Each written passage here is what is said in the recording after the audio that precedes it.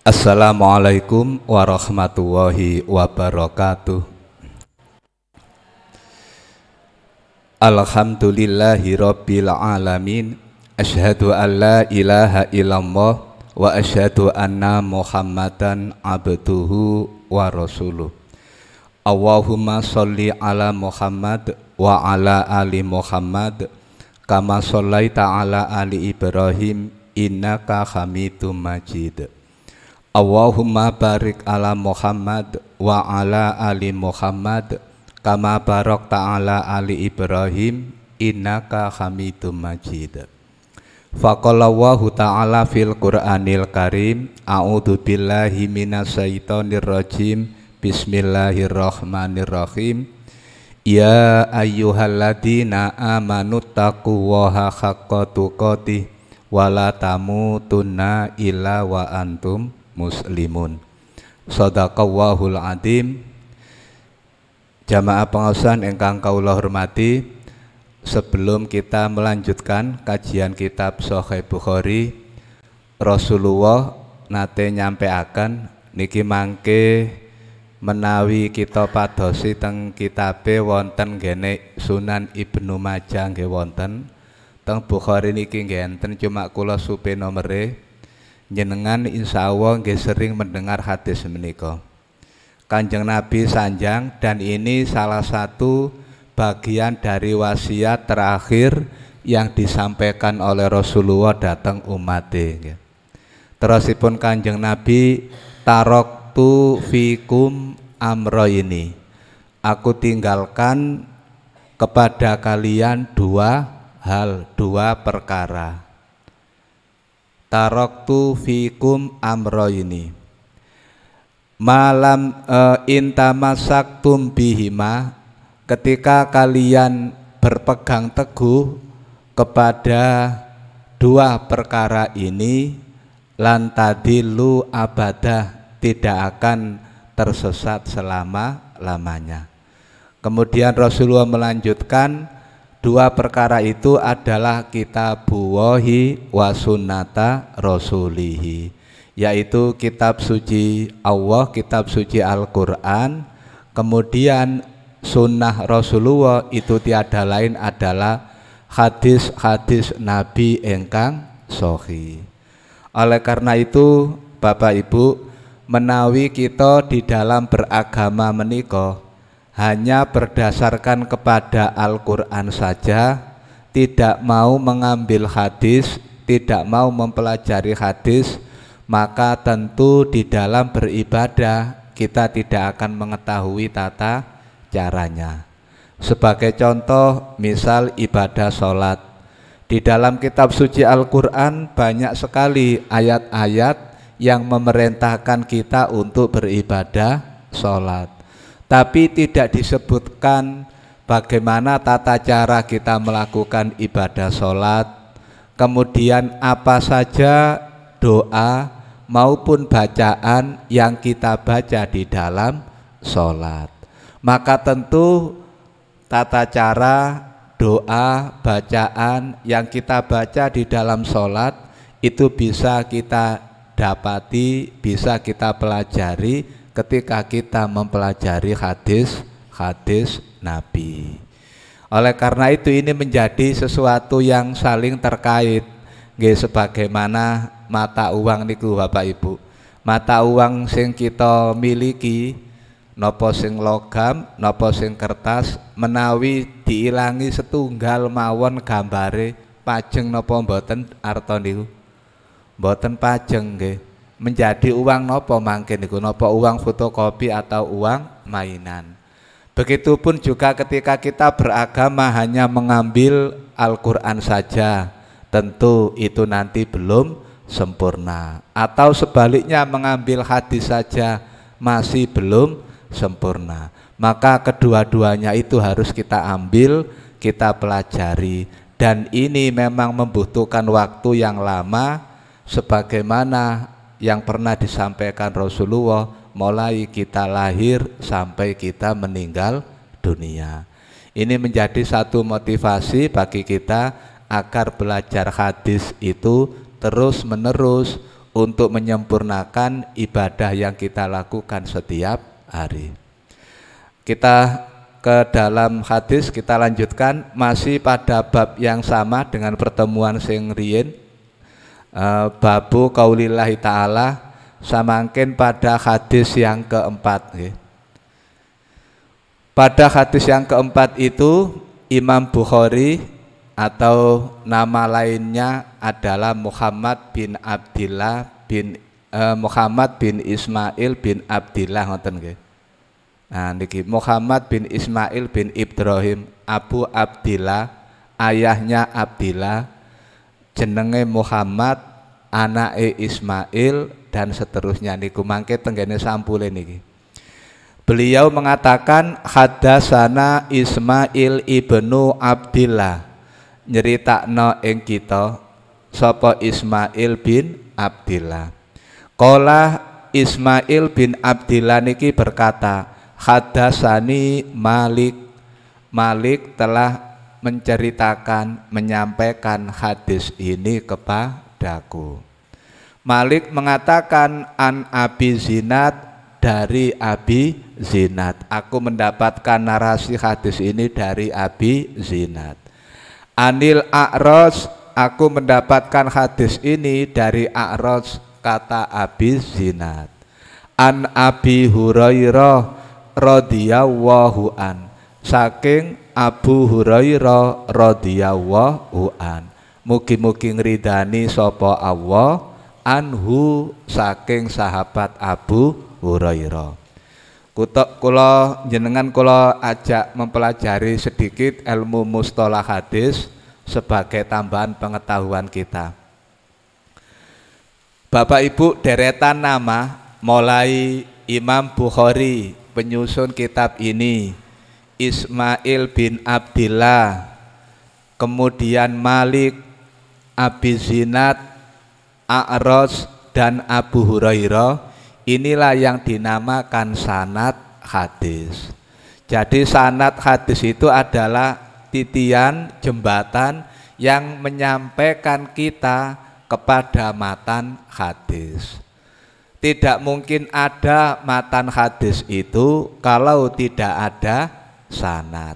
Kita tidak mungkin akan sampai kepada matan hadis kalau tidak ada jembatan sanad yang mengantarkan kita untuk sampai ke matan hadis.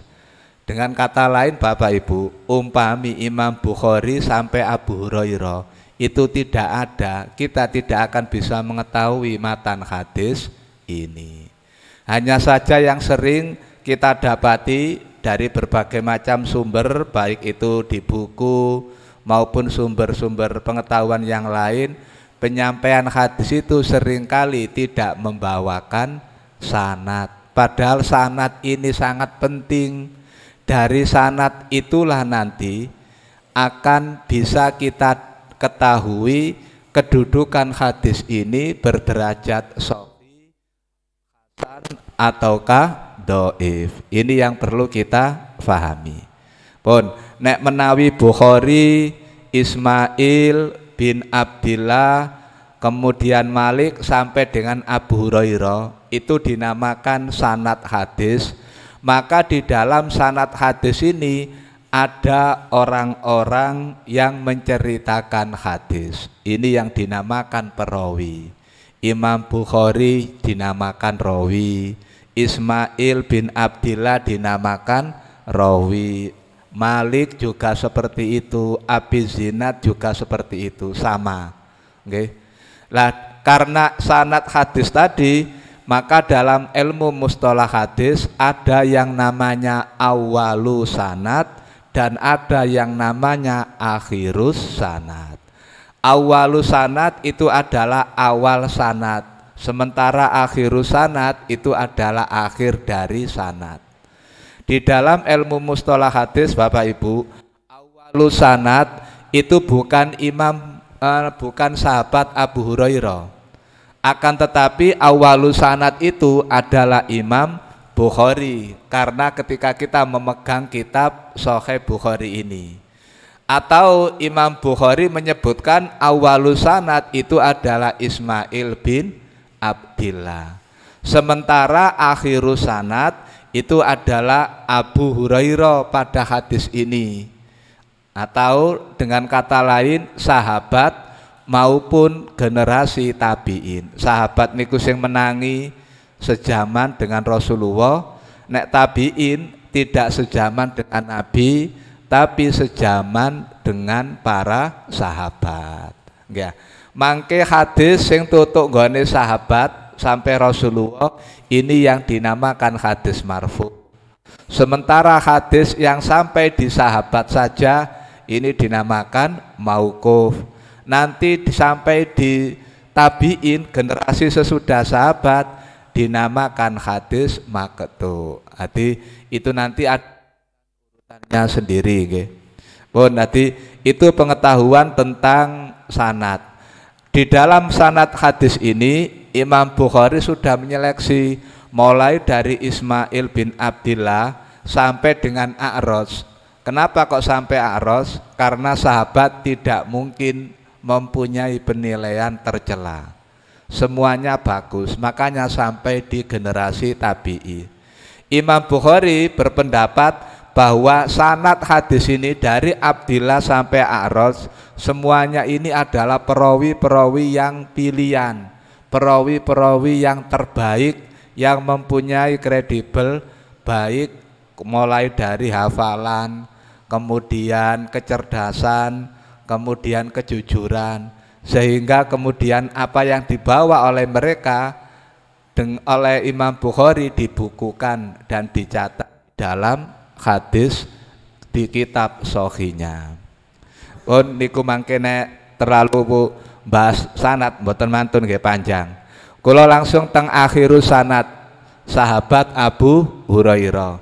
Bapak Ibu, sedikit kita perlu memahami bagaimana sejarahnya Abu Hurairah niki nggih. Abu Hurairah itu Bapak Ibu nama aslinya itu adalah Abdu Samsi. Nek dalam bahasa Arab itu kan abdun itu hamba, Samsun atau Samsi nek di mudhof ileno niku namine anu artine matahari. Jadi Abu Hurairah niku riyen jenenge Abdus Samsi atau hamba matahari. Kene apa kok dijenengi ngoten? Keranten Abu Hurairah riyen niku mempunyai mata pencaharian dadi boro angon wedhus.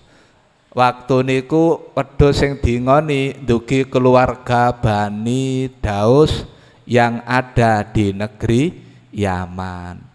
Bendintene niku gembul kali wedhus terus. Enten nggene padang pasir, nggih kepanasan, nggih padang rumput, mangkane disebut Abdul Samsi. Abu Hurairah niki krana penggaweane ngoten, nggih mboten saged belajar menulis, mboten saged belajar membaca. Dadi Abu Hurairah ini termasuk sahabat yang ummi, mboten saged napa-napa. Cuma kok saged akhirnya Abu Hurairah niki menjadi sahabat yang paling banyak menghafalkan hadis Rasulullah. Ini yang perlu kita pelajari sehingga nanti kita bisa mengambil hikmah dan pelajarannya. Pun kula lajengaken Abu Hurairah ini atau Abdul Samsi waktu itu karena sebagai tukang pengembala kambing, maka beliau ini tidak banyak aktivitas atau informasi yang didapatkan. Satu ketika majikannya niki namine Tufail niku sempat melakukan ibadah haji. Nah, tapi niki ibadah haji ala jahiliyah nggih. Karena Tufail ini belum masuk Islam. Orang-orang Arab jahiliyah, Bapak Ibu, itu juga melakukan ibadah haji sebagaimana umat Islam melakukan ibadah haji. Hanya saja banyak tata caranya yang berbeda. Salah satu yang sering kita dapati di hadis adalah orang-orang Arab jahiliyah ketika melakukan tawaf di Baitullah, mereka bertawaf dengan telanjang atau tidak memakai pakaian. Cuma digilir nek bengi estri, nek awan jaler.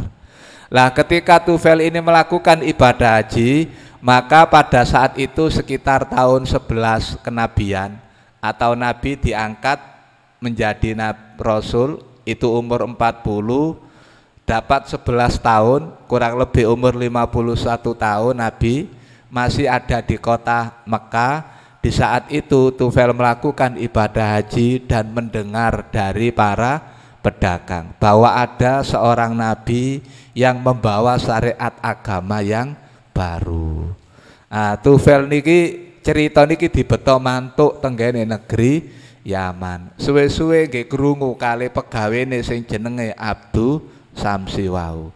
Sehingga kemudian pada saatnya langsung kula potong, pada saat Nabi sudah hijrah ke kota Madinah di tahun 7 Hijriah, hijrah oleh setahun, 2 tahun, 3 tahun sampai tahun 7 Hijriah. Di saat itu terjadi perang Khaybar, maka Abdu Samsi kali Tufail kali seluruh keluarga Bani Daus waktu itu berangkat untuk menjumpai Rasulullah yang ada di kota Madinah. Tibake betul pun ketinggalan, Kanjeng Nabi pun berangkat tenggene Khaybar untuk melakukan peperangan. Majikane saged nututi karena ada kendaraan, ada perbekalan. Kari Abu Hurairah atau Abdu Samsi waktu niku kari ana nggone Madinah. Kali sahabat lintu, lho awakmu kok kari kambek kelompokmu wau? Kula mboten gada kendaraan, mboten gada perbekalan. Kalau begitu kamu aku beri kendaraan dan perbekalan, silakan kamu susul kelompokmu tadi. Dadose Bapak Ibu, kepanggene Abu Hurairah waktu niku kali Rasulullah pertama kali adalah di peperangan Khaybar atau di kota Khaybar, tidak di kota Madinahnya. Barang pun kepanggih waktu itu karena belum masuk Islam, nggak cuma semerap cerita-ceritane, maka Abu Hurairah berkenalan kali Rasulullah. Siapa namamu? Nama saya Rasulullah adalah Abdu Samsi. Rasulullah heran, loh apa ada hamba matahari niku? Kalau gitu kamu aku panggilkan nek lengkapnya tenak Abdu Samsi bin Soher. Akhirnya waktu itu kali Kanjeng Nabi, sudah namamu sekarang aku ganti Abdurrahman bin Soher.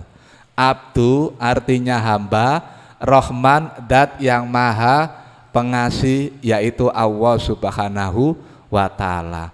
Bukan berarti maksud Rasulullah Bapak Ibu mengkhususkan Abdurrahman itu hanya untuk sahabat Abu Hurairah, tapi Nabi menjelaskan secara umum bahwa semua manusia di muka bumi ini adalah hamba Allah subhanahu wa ta'ala, dat yang maha Rahman. Jadilah pada saat itu Abdu Samsi bin Soher diganti kali Abdurrahman bin Soher. Niki nama asli ini Abu Hurairah setelah masuk ke dalam agama Islam. Sakderenge mlebet agama Islam wau namine Abdu Samsu bin Soher. Sakmarine mlebu berganti nama Abdurrahman bin Soher. Barang mantun-mantun dugi perang Khaybar, wong Abdurrahman bin Soher, Abu Hurairah niki wau boten beto napa-napa, perbekalan wau diparingi tiang Medina, kendaraane nggih ngoten. Jadilah Abu Hurairah ini karena tidak punya bekal, tidak punya famili, majikan memang sudah berlepas diri, maka kamu aku tempatkan di serambi Masjid Nabawi. Jadilah masuk dalam kelompok Ahlus Sufa. Ahlus Sufa niki Bapak Ibu tiang-tiang sing boten gada keluarga, kemudian boten gada harta kekayaan, boten gada pendamelan, tapi tiang-tiang niki boten jaluk-jaluk nang menungso. Nek sing didamel nedha ngenteni teka Rasulullah. Nek Kanjeng Nabi gada tedanan baru mereka bisa makan. Kanjeng Nabi mboten ada panganan ngombe nggih mboten saged makan. Termasuk Abu Hurairah niki. Makanya satu ketika salah satu contoh peristiwae Abu Hurairah ini kan nate ngeten Bapak Ibu. Abu Hurairah kali para sahabat niku padha nyekel wetenge. Niku tandhae nemen luwene. Tibae Kanjeng Nabi diparingi kali sahabat lintu susu tapi mboten kata namung segelas. Ada yang mengatakan mboten segelas tapi mungkin ukurannya agak lebih besar. Waktu niku sahabat Abu Hurairah atau Abdurrahman niki ditimbali kali Kanjeng Nabi. Kenapa kok Abu Hurairah yang ditimbali? Karena setelah menjadi sahabat Rasulullah atau kelompok Ahlus Sufa, Abu Hurairah niki sering komunikasi kali Kanjeng Nabi. Makanya Abu Hurairah yang ditimbali. Abu Hurairah, awakmu saiki krasa luwe? Nggih Kanjeng Nabi. Kula hitung-hitung kula pun beberapa hari niki mboten nedha. Niki nuduhaken kan nemen anune. Terus kanca-kanca nggih sami Kanjeng Nabi. Iki ana susu sak gelas. Celuken kanca-kancamu. Padahal waktu niku jumlah Ahlus Sufa kurang lebih 70 orang. Jerone ati Abu Hurairah sak gelas ngeten Kanjeng Nabi, mbok yo sampean kali kula mawon. Mboten cukup nek kangge kanca-kanca mangke.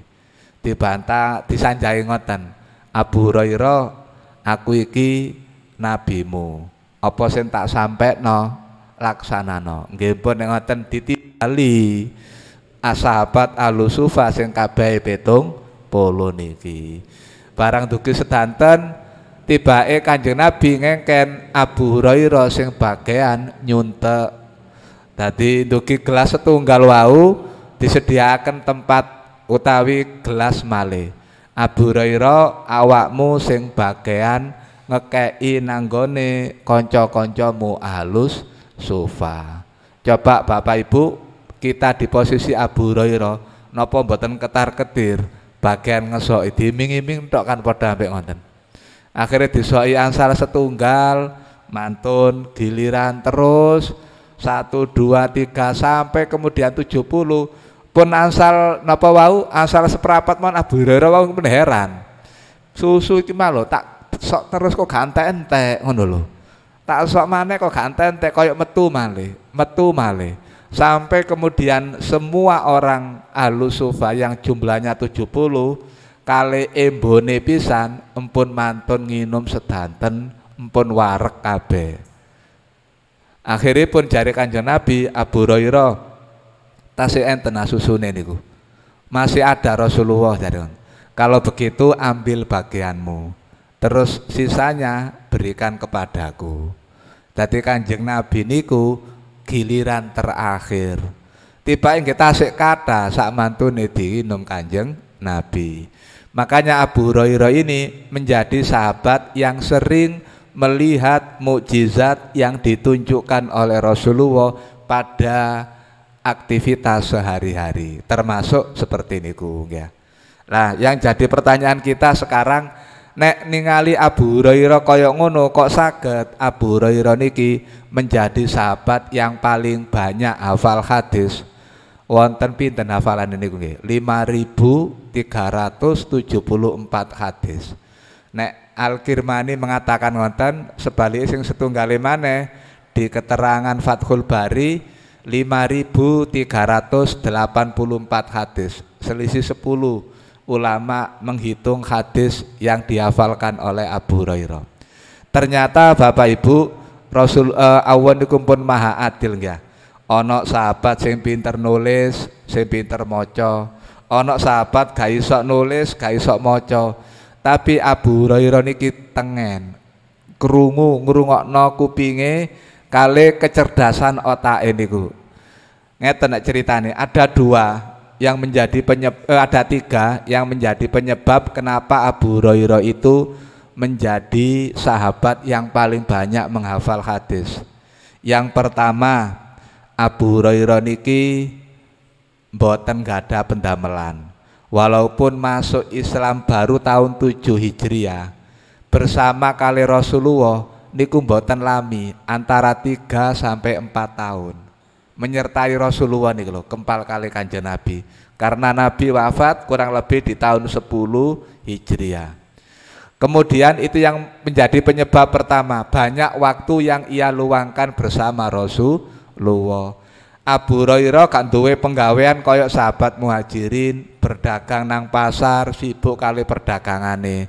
Nggih mboten gadah lahan tanah kanggo bercocok tanam sekaligus beternak sebagaimana sahabat Ansor. Krana kan duwe apa-apa, makane waktune niku kathah kali Kanjeng Nabi.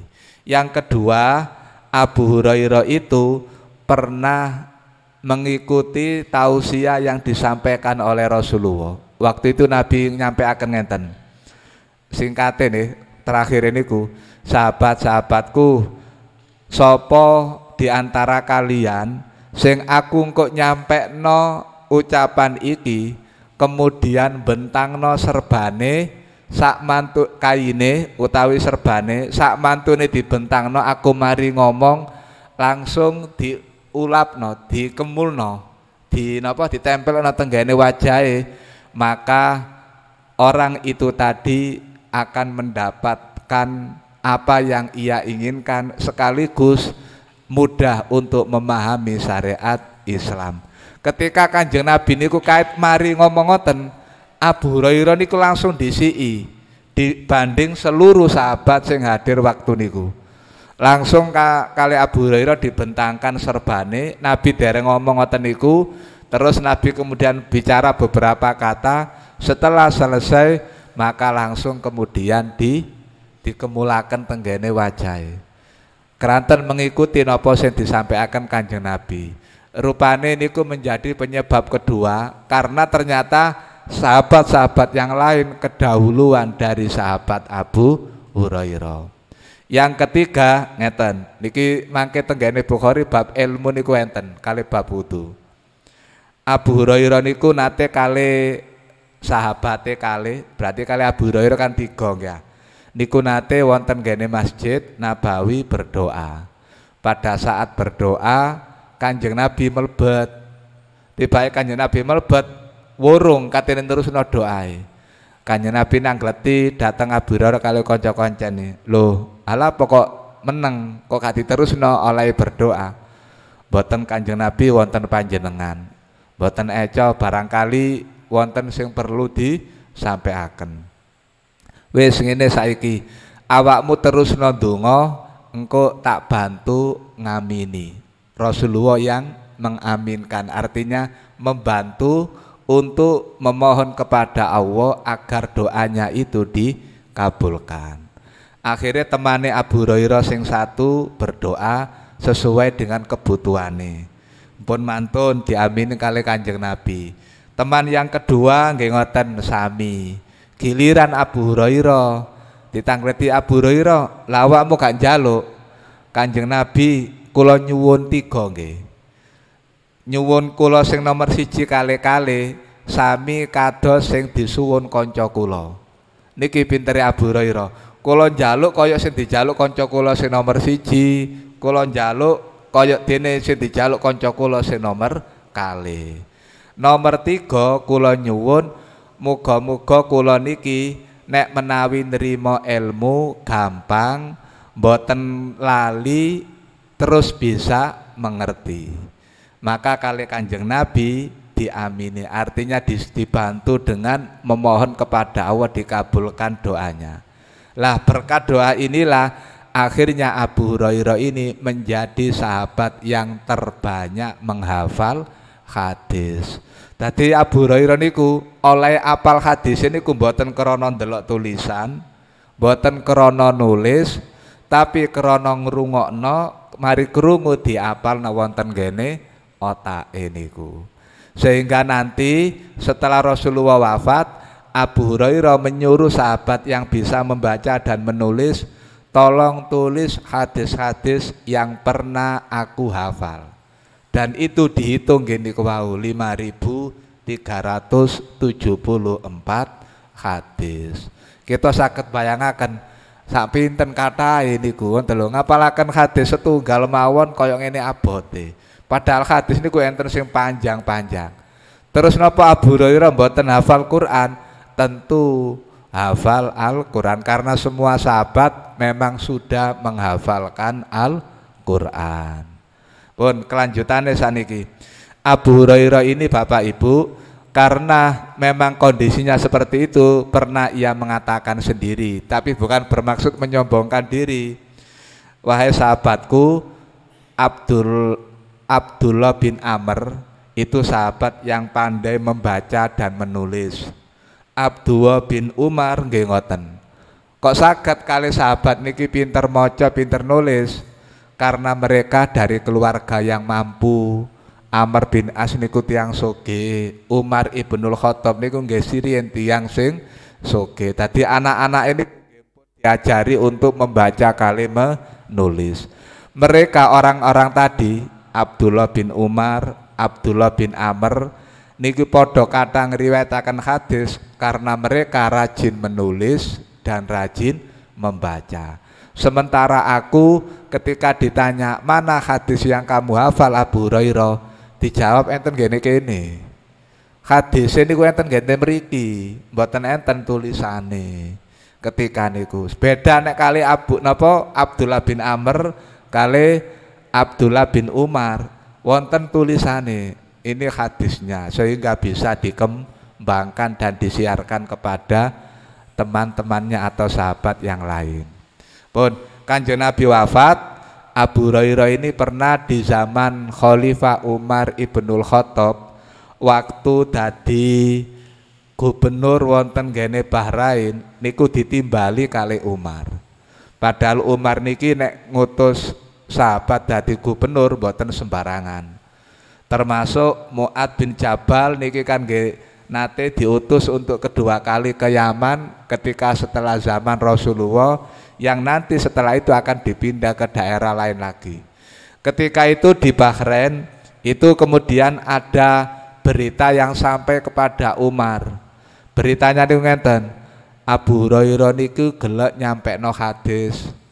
Terus Al-Qur'an jarang disampaikan. Padahal kenyataannya niku mboten ngoten. Abu Hurairah niku menyampaikan hadis tentu untuk menjelaskan Al-Qur'an. Ketika sampai di Umar berita niku Abu Hurairah niki ditimbali kali Umar ibnul Khattab. Ditanya, maka Abu Hurairah hanya membawakan satu hadis. Bapak Ibu, insya Allah hadis niki termasuk hadis yang mutawatir. Perawine banyak sekali. Hadis niki jenengan insya Allah paling nate kepireng. Mangkadaba alayya muta'amidan falyatabawa maka adahu minan nar. Sanjangipun Abu Hurairah, Umar kula wedi kali sabdae Kanjeng Nabi niki. Barang siapa yang berdusta atas namaku dengan sengaja, maka hendaklah ia bersiap-siap disediakan Allah tempat tinggalnya nanti di dalam neraka jahanam. Napa maksudnya Abu Hurairah niku? Nek kathik Khalifah Umar, kula nek mboten nyampeaken hadis, berarti kula niki mangke berdusta dateng Kanjeng Nabi. Nek kula berdusta dateng Kanjeng Nabi, tempat tinggal kula mangke enten gene akhirat niku wonten gene neraka. Maka kula tetap menyampaikan hadis sebagaimana sing kula peroleh. Nek dene krana niki kula sampean lereni monggo. Tapi akhirnya ketika itu Umar bisa memahami. Maka tetaplah kamu Abu Hurairah menyampaikan hadis itu sekaligus berikan penjelasan kepada sahabat-sahabat yang lain yang belum memahami tentang hadis-hadis tersebut.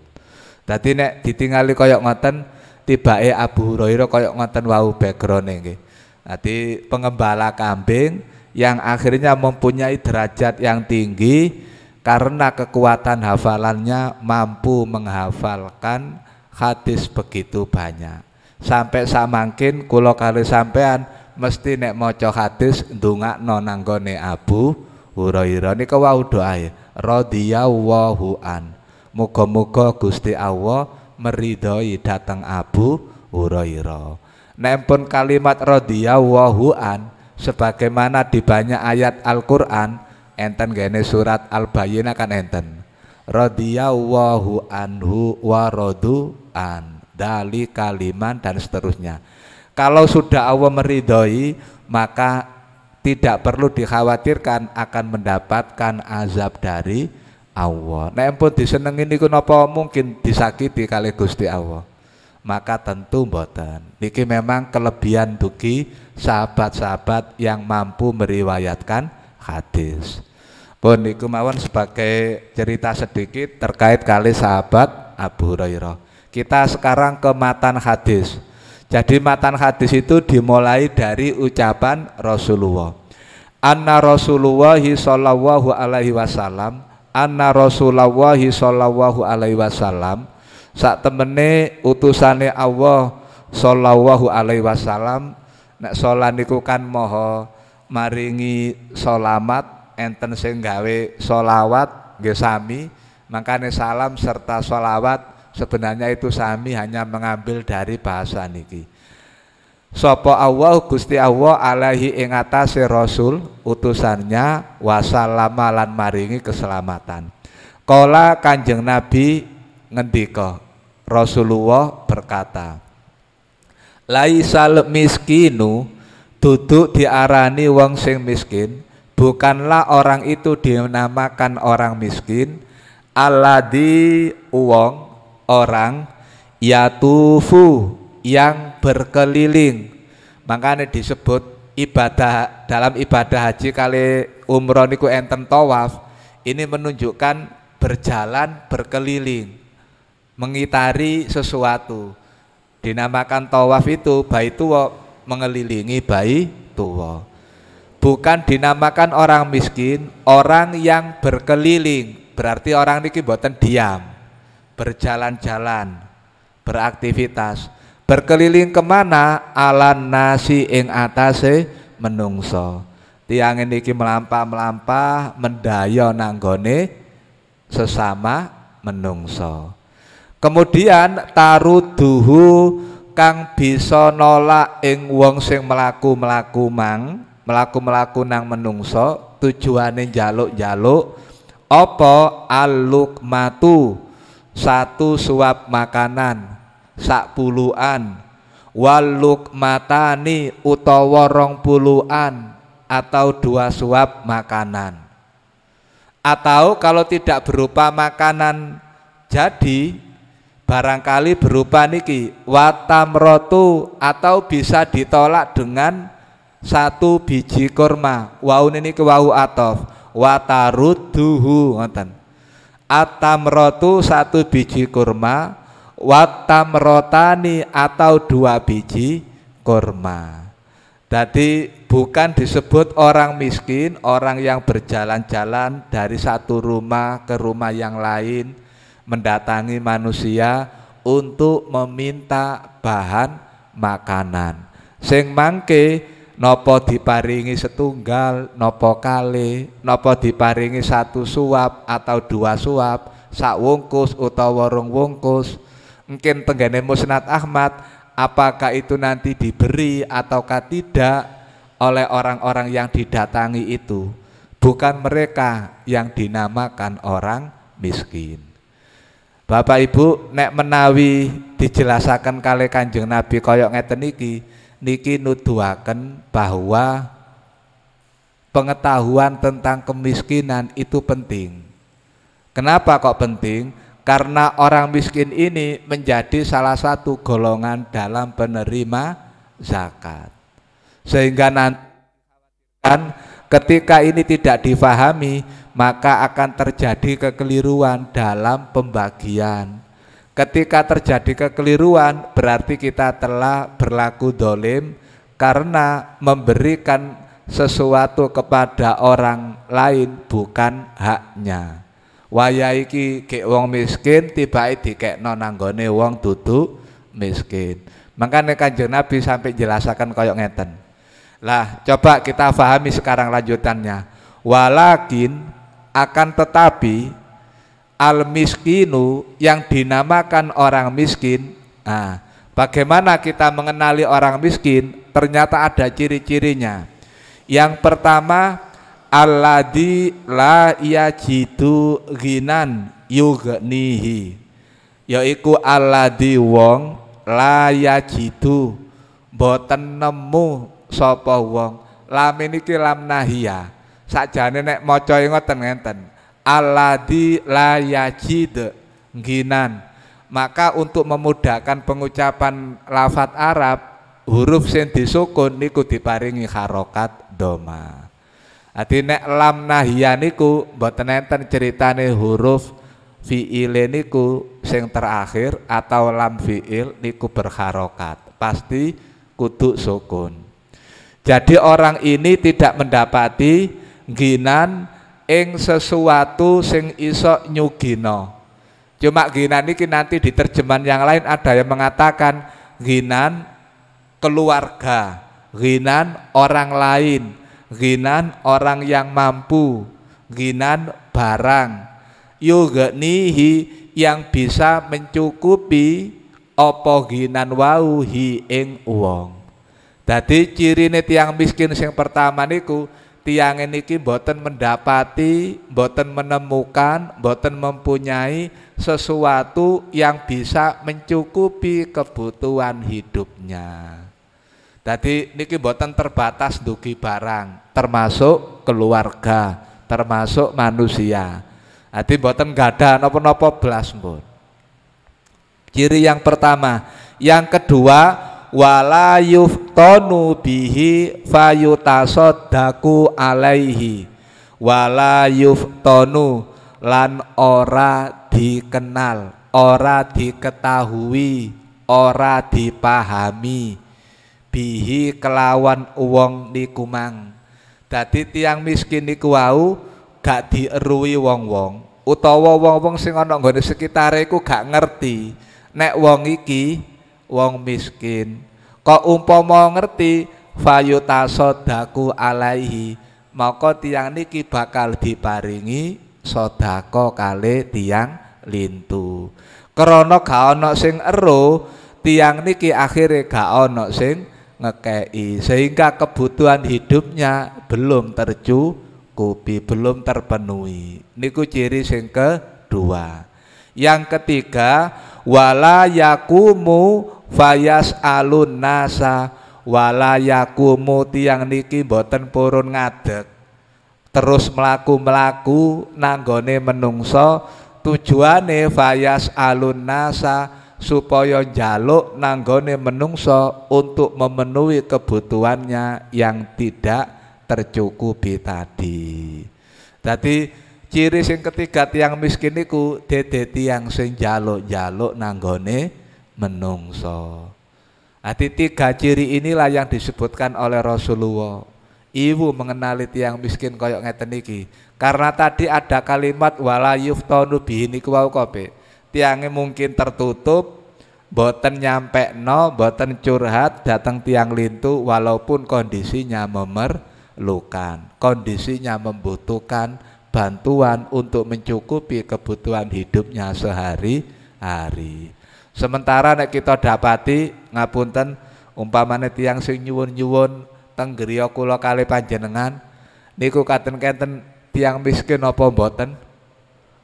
Wong tiba ini ku dadi pendamelan. Ibaratnya kan meminta itu menjadi mata pencaharian mereka. Ternyata banyak di antara orang-orang yang keliling minta-minta itu di rumahnya banyak yang memiliki harta benda yang berlebih, bahkan tabungan, mungkin investasi tanah, pekarangan, rumah, kendaraan dan lain sebagainya. Makanya Nabi kemudian memberikan kriteria 3 kalau wau. Ini tiga niki Bapak Ibu saling berkaitan. Jadi biasa yang ngoten. Nah, dari sini berarti kita juga bisa memahami ngapunten istilah kula kalian jenengan tiang sing delap, tiang jaluan napa tiang niku miskin napa mboten? Mboten. Nggih. Jadi dede tiang miskin, tiang jaluan. Karena ciri orang miskin tadi mereka tidak ada niatan atau dalam bahasa yang lain mereka malu untuk meminta kepada manusia walaupun itu sebenarnya ia mempunyai hak di dalamnya. Tapi karena ia juga mengetahui betapa beratnya siksaan yang nanti akan didapatkan ketika melakukan pekerjaan meminta-minta. Pun kita lajengaken yang sesuai kali bab dipundhut kali Imam Bukhari bahwa sesuai dengan ayat 273 di surat Al-Baqarah la yas'alunan nasa ilhafa. Kalimat mereka tidak meminta kepada manusia dengan secara mendesak itu di dalam hadis tentu tiada lain adalah mereka tidak mau berkeliling untuk meminta-minta dalam rangka mencukupi kebutuhannya kepada orang-orang yang ada di sekitarnya. Hadis yang terakhir dalam bab ini, haddatsana Umar ibnu Hafsin ibni Ghiyas, haddatsana Abi, haddatsana Al-A'mas, haddatsana Abu Sholih an Abi Hurairah radhiyallahu an. Niku sami kali ndukur nggih. Dadi kula pun boten jelasaken sanate utawi perawine keranten kali ndukur wau sami Abu Hurairah. Untuk perawi yang lain kalau memang kita ingin mempelajari nanti bisa kita baca dalam kitab ada Mizanul I'tidal, ada Lisanul Mizan, ada Tahzibut Tahzib dan masih banyak kitab-kitab sejarah perawi hadis. Kita kematan hadis ani Nabi sallallahu alaihi wasallam qala Kanjeng Nabi ngendika. Niki enten kalimat lam alif laan nggih. Kalimat lae sendiri itu lam taukid. Laan yakti lamun. Krana lam niku kena digandeng kali alif mangkane ditulis lam alif. Kersane sampean semerap apa sih kok gak ditulis dhewe-dhewe? Karena huruf lam ini bisa disambung dengan huruf sesudahnya. Laan yakti lamun di hadis yang lain di Bukhari juga diawali dengan kalimat qasam sumpah wallahi demi Allah laan ngoten. Ini menunjukkan apa yang disampaikan Rasulullah setelahnya ini betul-betul penting, kemudian harus diperhatikan, harus dilaksanakan oleh umatnya. Laan yakti lamun yahuda jupuk sapa ahadukum salah siji sira kabeh njukuk napa hablahu ing taline ahad ing taline wong nek saniki mungkin tampar mantun njukuk tali sumaya gedua tumuli isu-isuan niki nuduhaken segera akas ngoten lho mboten males segera bergegas wa ahsibuhu Abu Hurairah kemudian menyampaikan aku menyangka bahwa Rasulullah itu qala melanjutkan ucapannya ngendika sapa Kanjeng Nabi melanjutkan ucapan hadis wau sak mantune sumaya gedua kemudian berangkat berpagi-pagi teng pundi ilal jabali maring gunung. Niki Bapak Ibu harus kita pahami ngeten. Di 14 abad yang lalu kota Medina kali kota Mekah masih banyak pegunungan, masih banyak hutan belantara. Empun dipahami ana nggone Medina kali Mekah iku padang pasir tok gak ana wit-witane. Niki mangke akan menyalahi hadis niki. Terus nek kathik padang pasir tok gak ana wit-witane, kurma iku ana endi? Anggur niku ana endi? Buah zaitun niku enten pundi? Buah-buah yang disebut dalam Al-Qur'an itu semuanya ada di kota Mekah maupun Medina. Menunjukkan bahwa di kota Mekah kali Medina pada saat itu bukan hanya wilayah yang terdiri dari padang pasir saja maupun padang rumput, akan tetapi juga ada pegunungan, ada hutan-hutannya. Niki lanjengane, mantun pergi tenggene gunung kali beto tali, fayah tatiba mongko golek kayu bakar. Lho niki nuduhaken enten hutane. Tiang kala wau beto tali berangkat waktu injing-injing tenggene gunung karena di sana banyak pepohonan yang nanti bisa diambil kayunya untuk dikumpulkan, diikat, dibawa pulang. Barang pun dibeto mantuk, fayabi'a mongko didol apa kayu bakar sing wis dicancang kalih tali. Dadi pendamelan dodol kayu bakar teng zamane Kanjeng Nabi niku empun enten. Umpamane ana wong takon, ana wong dodol kayu ta biyen zamane Nabi ke kota Arab, enten. Hadise nggih niki. Nggih sahih hadis niki. Makane sampean eling hadis tentang salat berjamaah. Kanjeng Nabi kan ate ngeten. Laqad hamamtu an amura birajulin ayya umman nasa summa ukhalifu ala sholati fayamuru rajulun kemudian fayahtatibu fayuharriku ala buyutihim antarki sholaniku. Kanjeng Nabi kan nyampe nang ini, aku punya niatan. Niatane Kanjeng Nabi niki mboten ngawur sembarangan tapi sungguh-sungguh. Kepingin aku ngongkon sahabat ngimami sholat berjamaah. Kan semestinya Kanjeng Nabi Bapak Ibu sing dadi imam. Tapi Nabi kepingin sholat jamaah 5 waktu saiki niki, cuma waktu niki mboten disebutaken wekdal napa, diimami kali sahabate. Kanjeng Nabi kemudian medal.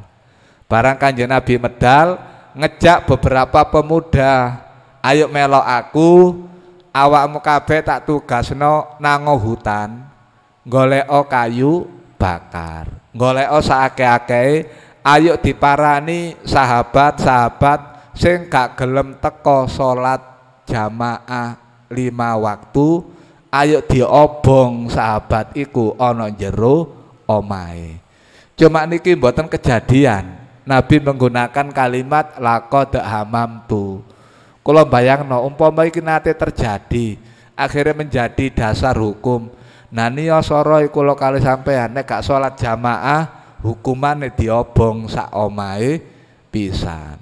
Tapi kan ini menunjukkan bahwa napa nggih perintah salat berjamaah itu sunnah muakkad yang sangat ditekankan sekali.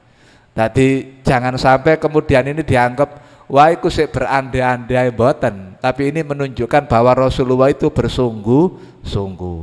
Kula menurut hadis niki mang sing terkait kali kayu bakare niku wau. Niki nuduhaken pada saat itu di kota Madinah juga banyak hutan-hutannya yang bisa diambil kayu bakarnya untuk dijual. Pun kita lajengaken. Barang tiang kala wau mundut tali tenggene gunung golek kayu, ansal kayu dibongkoki, dicancang, kemudian fayabi amongko didol. Berarti ia mempunyai mata pencarian menjadi tukang jual kayu bakar. Barang mantun didol, ansal arto fayak kula mongko dipangan opo hasil dodol kayu wau. Mantun dipangan tibake enten karene wayata sodako lan disodakono. Artine mantun ditedhok mencukupi kebutuhan dirinya maupun keluarganya, enten sisae lho digawe infak, digawe sodak, nggih, digawe zakat umpamane. Pokoke didalaken. Niku terusipun Kanjeng Nabi khairun lebih baik. Tiang sing kaya ngoten wau niku lebih baik dugi pundi bandingane min ayas alan nasa tinimbang khairun luwe api lahu kanggone wong iku dibanding min saking ayas ala yen to njaluk sapa wong annasa ing menungso. Jadi itu lebih baik daripada ia meminta-minta kepada manusia untuk mencukupi kebutuhannya. Koyokane menurut kula kali sampean penggawean iku koyokane penggawean gak ono koyone. penggawean hina, apa anake wong dodol kayu, penggawean bendinane nanggone tambak nek misale kene nanggone hutan golek kayu, engko mari ngono dodol kayu nanggone pasar utawa nanggone tanggane. Piro sih kayane dodol kayu? Paling sak bongkok mbok 10.000, mbok 20.000 umpamane. Ternyata itu lebih baik menurut Rasulullah dibanding kali tiang-tiang sing boten purun tandang gawe kaya ngono. Tibake tiang niku senengane njaluk nanggone menungso. Bapak Ibu, hadis ini memberikan penekanan datang kita umatipun Kanjeng Nabi. Yang pertama tentang pentingnya untuk berusaha dengan tangannya sendiri. Wau tiang jaler kalau wau enten ewangen apa mboten? Enten rencangen apa mboten akad wau? Disebut akad niku keranten tiang niki ijen-ijen. Mboten enten pembantune. Dadi tiang niki berusaha dengan kedua tangannya untuk bekerja, untuk menghasilkan napa karya sehingga nanti bisa kemudian diperjualbelikan untuk memenuhi kebutuhannya. Jadi penekanan berusaha, bekerja keras, berkreativitas dengan usahanya sendiri. Yang kedua, Rasulullah juga ingin menekankan bahwa meminta-minta itu bukan sesuatu yang baik dan bisa dibanggakan, tapi itu adalah sesuatu yang hina, yang jelek, tidak baik. Dan kemarin-kemarin sudah kita bahas banyak tentang kejelekan, tentang adab yang nanti akan diterima yang suka meminta-minta. Nomor 3 coba sampeyan tingali tenggene hadis kala wau. Kelas tiyang dodol kayu bakar, Kanjeng Nabi nyebutaken enten kalimat wayatasodaku. Masih wong dodol kayu kaya gak akeh, nggih nek kayune iku kayu sak trek ana kayane. Ha nek kayu trek arep biyen niku wong dipikul mek sak bongkok mawon. Lho ngoten niku nggih tetep masih bisa untuk bersedekah. Makane kalimat yunfiku nafisarro iwadoro, infak sedekah niku mboten mengenal kaya miskin. Nek sugih nggih infak sesuai kalih hartae, mboten gadah nggih tetep infak kalih kemampuane tiyambe. Maka dari sini semua umat Islam mempunyai kesempatan yang sama untuk beribadah dalam rangka mengumpulkan bekal mereka yang nanti akan dibawa pulang ketika sampai di hadapan Allah Subhanahu wa Ta'ala. Bapak Ibu, lanjutannya nih kalau waos kedik niki nggih terkait kali sanad. Qala Abu Abdillah niku Imam Bukhari berkata, Sholih bin Kaisan perawi hadis niku lho ngarepe Abu Hurairah iku akbaru minaz zuhri, akbaru luwe tuwa minaz zuhri tinimbangane saking Zuhri. Zuhri niki generasi tabiin. Wa huwa utawi Sholih bin Kaisan iku qad adraka, teman-teman tahu kepethuk Ibnu Umar ing sahabat Abdullah Ibnu Umar. Pernyataane Imam Bukhari niki pun dianggap sepele. Ini Imam Bukhari untuk memberikan kekuatan bahwa Abu Sholih utawi Sholih bin Kaisan ini termasuk juga sahabat, sehingga sanad hadis ini maupun di hadis yang lain di lain kitab Bukhari itu tetap bersambung, yang akan menjadi prasyarat bahwa hadis ini berderajat hadis sahih. Jadi penjelasan tambahan oleh Imam Bukhari ini dalam rangka untuk memperkuat bahwa hadis ini betul-betul hadis yang sahih. Bapak Ibu jamaah pausan ingkang kula hormati, sampai di hadis niki wonten sing ditangletaken barangkali be wonten. Nggih.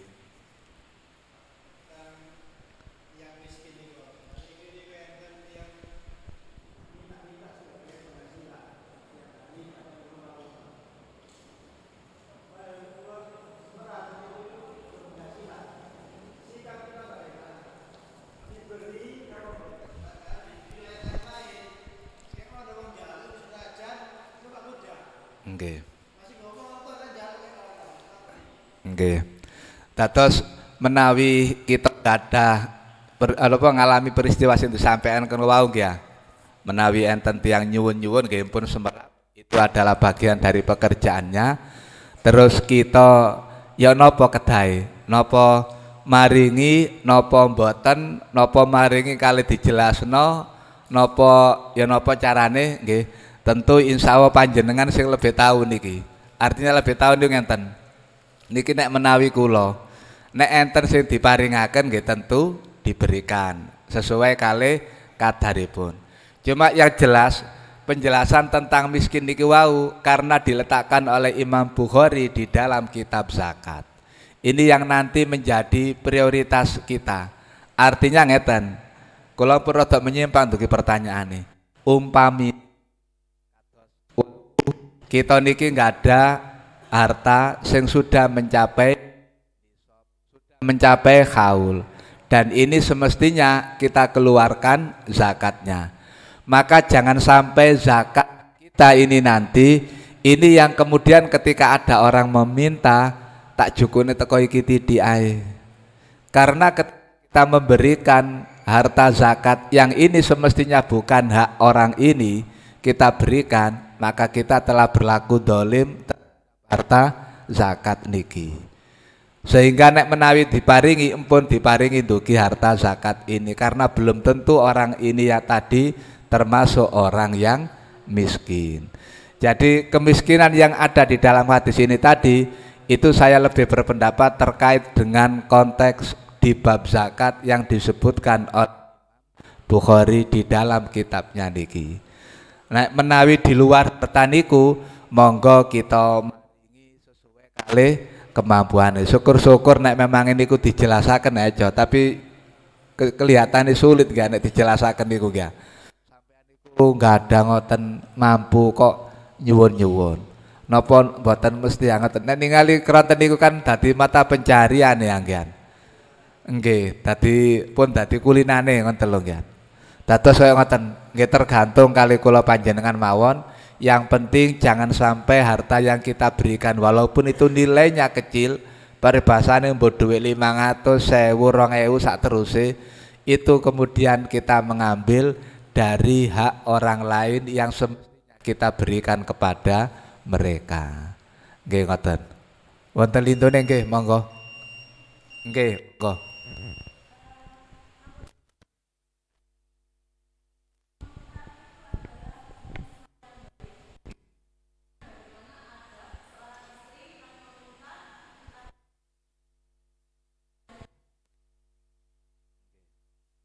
Nggih. Dados meminta itu betul bukan sesuatu yang baik. Tapi tiang istri nek menawi enten keperluan badhe sanjang teng suamine niku ya napa? Maka niki memang bijak-bijake istri harus ya napa nggih, menyampaikan apa yang menjadi keperluannya itu kepada suami walaupun tidak meminta. Mungkin ngapunten nggih. Ngapunten sebagai contoh niki, walaupun niki belum tentu pas sesuai sing diinginaken. Beras tenggene griya misalnya telas. Kita misalnya masuk katene dadi istri ngoten njaluk, Pak, beras entek njaluk duweke. Kali insyaallah nek suami niku peka, ketika jenengan nyampeaken beras sing digawe benjing pun telas. Itu biasanya kan pun peka, mboten sampai njak. Pasti suami kemudian punya tanggung jawab untuk memberi. Artinya kita berusaha untuk jangan ada istilah jaluk. Nah, kita sampaikan permasalahan kita, pasti nanti suami ini akan kemudian terbuka hatinya. Oh seperti itu. Itu kalau memang terjadi ketika seorang suami itu lupa akan tanggung jawabnya. Tapi nek suami niku mboten nate lupa, nggih pun semerap bendintene insyaallah nggih dicekapi. Kalau lamun ana laline nggih ngilingno carane nggih kaya ngoten wau. Kaya ngoten wau modele nggih. Lah nate nek menawi kita tenggene hadis kan nate ngeten iki. Enten tiang istri matur datang Kanjeng Nabi. Sampun nate ngene kitab zakat niki. Kanjeng Nabi, kula niki nggak ada suami. Terus suami kula niki ngapunten nemen medite teng kula. Ku istri mboten saged kula niki misale medal bekerja. Keranten memang di zaman Rasulullah istri itu tidak boleh bekerja. Dibatasi istilah ngoten apa namine aktivitasnya. Sementara kebutuhan kula niki ya napa ngoten lho. Maka wekdal niku Kanjeng Nabi menyampaikan kan waktu niku enten hadis mari ngeten ansala kula niki mundhut harta suami kula kangge mencukupi kebutuhan niku. Jawaban Rasulullah di kedua hadis itu boleh tapi sebatas apa yang menjadi keperluanmu. Cuma setelah itu tolong panggil suamimu kemari. Adi mantun dijawab Kanjeng Nabi niki mboten kepingin niku berhenti tenggene tiyang istri tok. Manggi nanggone suamine. Nah, salah satu nih yang menjadi nanti asbabul wurud di hadis itu antaranya gini ku disebutakan kullukum ra'in wa kullukum mas'ulun an ra'iyatihi. Setiap dari kalian ini adalah pemimpin dan akan dimintai pertanggungjawaban tentang kepemimpinannya. Disebutakan kali Kanjeng Nabi warrajulu ra'in fi baitihi. Seorang laki-laki itu pemimpin di rumahnya dan nanti akan dimintai pertanggungjawabannya. Suami ini disanjangi, awakmu nek wis urip rumah tangga punya tanggung jawab mencukupi kebutuhan keluar kamu.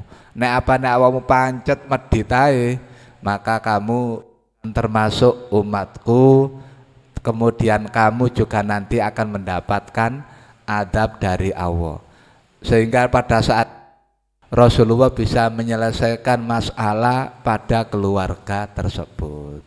Jadi dengan bahasa yang mungkin bisa kita upayakan, jangan sampai ada istilah meminta, bahasa-bahasa sindiran itu bisa mengingatkan suami kita akan kewajiban memenuhi kebutuhan yang semestinya itu harus dilaksanakan. Ngoten. Dalam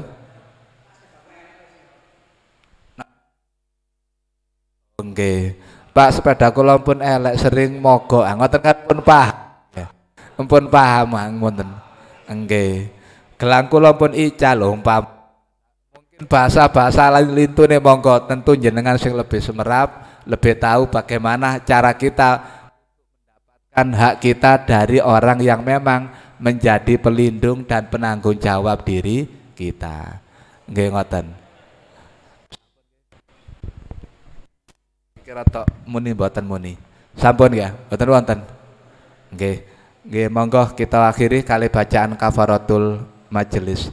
Subhanaka wahumma wa bihamdika asyhadu alla ilaha illa anta astaghfiruka wa atubu ilaik.